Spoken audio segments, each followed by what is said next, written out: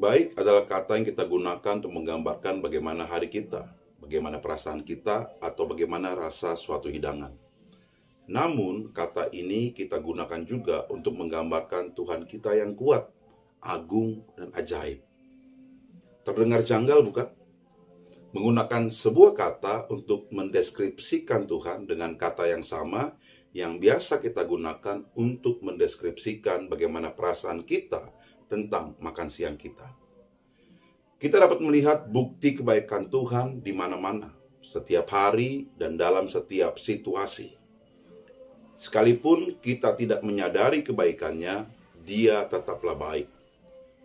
Ketika Tuhan melakukan hal-hal yang baik, kebaikannya lebih daripada apa yang Dia lakukan. Itulah siapa Dia. Mazmur 25 ayat 8 berkata, Tuhan itu baik dan benar, sebab itu Ia menunjukkan jalan kepada orang yang sesat. Bahasa Yahudi untuk kata baik dalam ayat ini adalah tov, dan itu berarti baik, menyenangkan, ramah, sangat baik, sangat bernilai. Tuhan adalah semua deskripsi tersebut. Ketika kita mendapatkan promosi dalam pekerjaan kita berkata, Tuhan itu baik. Ketika hidup kita tanpa masalah, kita berkata, Tuhan itu baik. Ketika seseorang sudah disembuhkan, kita berseru, Tuhan itu baik. Namun, bagaimana bila dalam masalah? Atau ketika tantangan datang dalam perjalanan kita, atau ketika hidup terasa berat? Ketika yang kita kasihi meninggal? Ketika kita dirumahkan dari pekerjaan kita? Ketika hasil tes kanker berkata ganas, ketika pasangan mengkhianati kita, ketika anak kita terus memberontak. Pertanyaannya adalah, apakah Tuhan tetap baik dalam situasi tersebut? Apakah jalan-jalannya masih sangat baik? Apakah Dia masih lebih berharga bagi kita dibanding apapun? Kebenarannya adalah bahwa kebaikan Tuhan tidak meninggalkan kita ketika situasi kita berubah. Dia selalu sama. Tidak hanya itu, tetapi Tuhan benar-benar baik setiap waktu.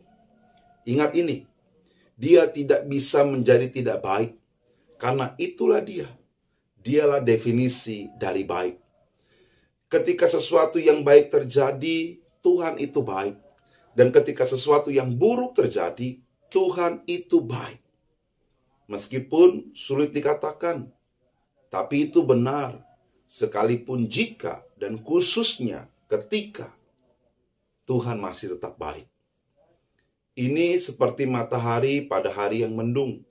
Kita berkata kita tidak dapat melihatnya karena dia tersembunyi di belakang awan-awan. Namun matahari itu tetap di sana. Demikian pula dengan penderitaan dan kekecewaan dalam hidup kita. Mereka bisa menjadi awan yang menghalangi kita untuk melihat kebaikan Tuhan. Namun yakinlah, Dia selalu ada di sana, karena itulah Dia. Biasanya, dalam kekecewaan dan kesulitan, kita mempertanyakan kebaikan Tuhan. Namun, berpaling dari Tuhan, di tengah penderitaan, kita menghilangkan satu-satunya hal baik dalam kesedihan kita, Tuhan. Jadi ketika kita digoda untuk ragu dan mengizinkan skenario kita saat ini untuk mendikte apa yang kita percaya, marilah menyelami firman Tuhan untuk mengingatkan kita tentang kebenaran ini. Dia adalah Tuhan yang baik.